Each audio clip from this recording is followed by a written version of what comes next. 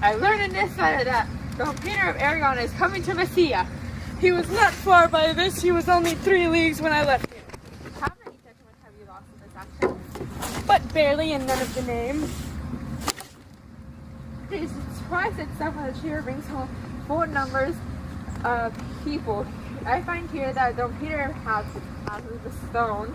A victory is surprise itself on the cheer brings home 4 number. I find here that Don Peter hath bestowed much honor on young Florentine called Claudio. Much deserved on his part and equally remembered by Don Pedro. He hath borne himself beyond the promise of his age. Figure of a lamb, the feats of a lion, he hath indeed bettered expectations than you must expect of me now to tell you. Are you, is Senor Montalto returned from the wars, or no? I know nothing of that name. There is no man in the army of any sort. That means that Senor Benedict of Perugia. Oh, he's returned, and as pleasant as he ever was. Built here in Messina, and challenged Cupid at the flight. And my uncle, Fool, reading the challenge, subscribed for Cupid, challenged him at the bird bolt. I pray you, how many have he killed in these wars?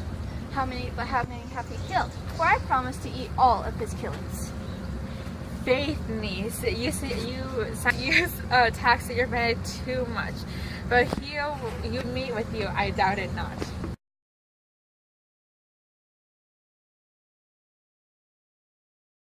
Good Senor Leonardo, you've come to meet your troubles and the fashion of the world is to avoid costs, and you bear it well. Never came trouble to my house, of likeness in the grace, for trouble being gone, comfort should remain, but you will depart from me. Sour abidance and happiness takes his leave. Too willingly. I think this is your daughter. Her mother hath told me many times so. Sir, did you ask her? Senor Benedict, no! You are a child. Fool Benedict, we may guess but what you are, being a man. Truly, the lady fathers herself. Be happy, lady, for you are like an honorable father. If Senor Leonardo to be her father, she should not have his head on her shoulders for all Messina, as like him as she is. Still be talking, Senor Benedict, nobody marks you. What, my dear lady Disdain, are you yet living? Is it possible that Disdain should die while she hath such meat food to feed as it is Senor Benedict? Courtesy itself must convert to disdain if you come in her presence.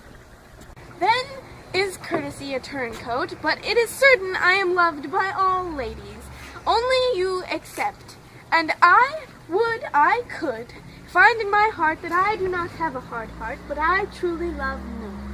A dear happiness to women, they would else have been troubled with a precarious suitor.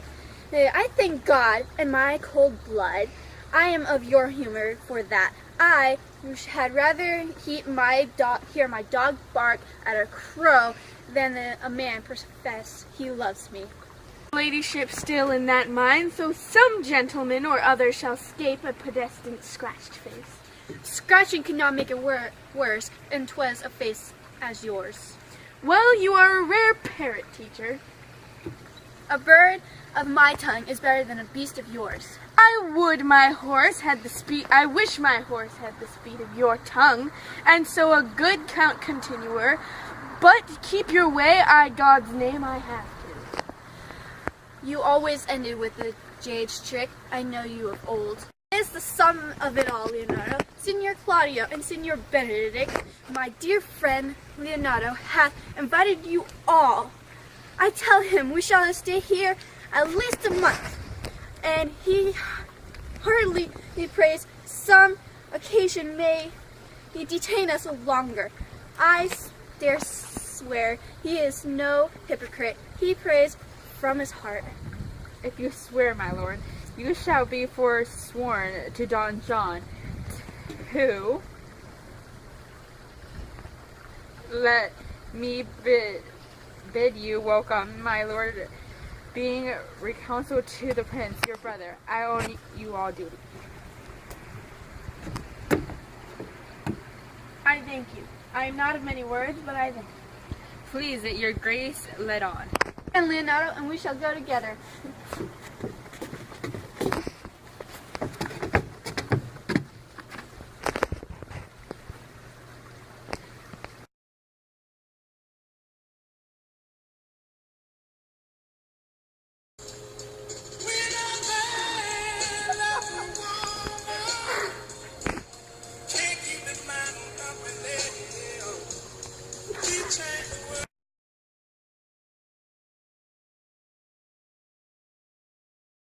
Boy!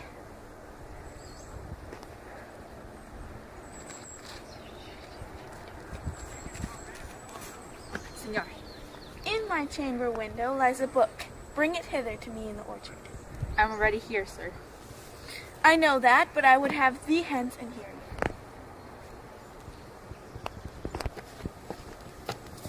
Come, shall we hear the music? Yea, my good lord, how still the evening is, as hushed on purpose on grace good harmony. Barthasal, see you where Benedict hath hid himself? Very well, my lord, the music ended, we'll fit the kid fox with a penny worth. Balthasar, we'll hear that music again. Tax, my lord, tax, I can't even see. Not as bad as a voice, just enter music no more than once. It is the witness still of excellency, to put a strange face on his own perfection. I pray, sing, and let me woe no more. Because you're talking of wooing, I will sing. Since many wonder oath demands his suit, to her he thinks not worthy, yet he woos. Yet he swear he loves her. Or if thou hold longer her argument, do it in notes. Note this before my notes. There is not a note for one mind that's worth nothing. Crockets that he speaks, notes, for so and nothing. And ere now is his soul ravished. Is it not strange that sheep guts should hail souls out of men's bodies? Will a horn for my money when all's done? No more signs, ladies. Men were devices, deep ever. One foot in the sea, and the shore. No more signs. By my truth, a good song. And a singer, my lord. Ha, no, faith, thou sings well enough for a shift. And he had been dog that should have howled this. They have hung him. And I pray God this bad voice bode no mischief. I had as lief have heard the night raven come what plague could have come after it. The best I can, my lord. Do so, farewell. Come hither, Leonardo. What is it you told me of today? Your niece, Beatrice, is in love with Signor Benedict? No, nor I either, but most wonder that she should so doubt on Signor Benedict, who she hath in all outward behaviors seemed ever too late. Oh, it's possible? Sits in the winds in that corner? But my truth, my lord, I cannot tell what to think of it, but with an angered affection, it passes in the view of the thought. Maybe she just but counterfeit. Oh God, counterfeit? There was never counterfeit of passion came so near the life as of passion as she discovers it. And what effects passion shows she? Huh?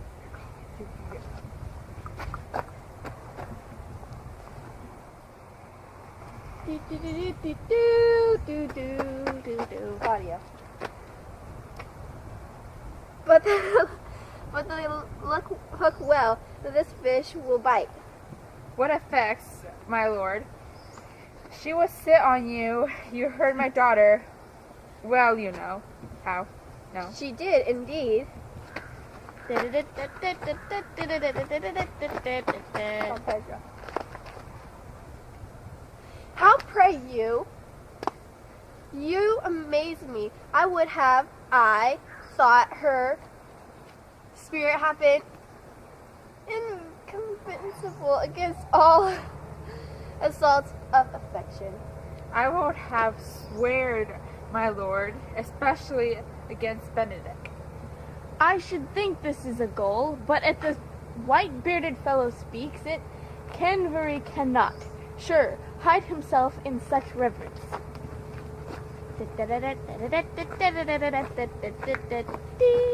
Claudia. He hath taken the infection and hold it up.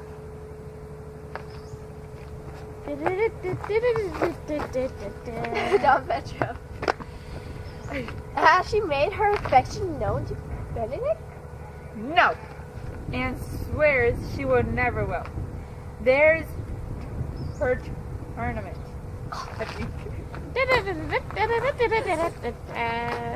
Claudia.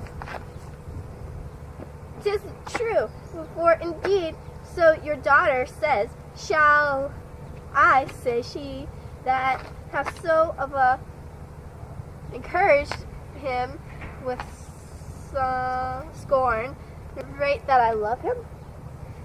This says she will now.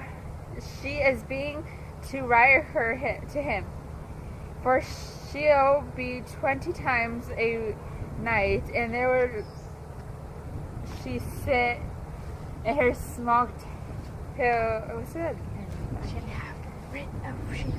She have writ a sheet of paper. My daughter tells us all. Now you talk of a sheer paper.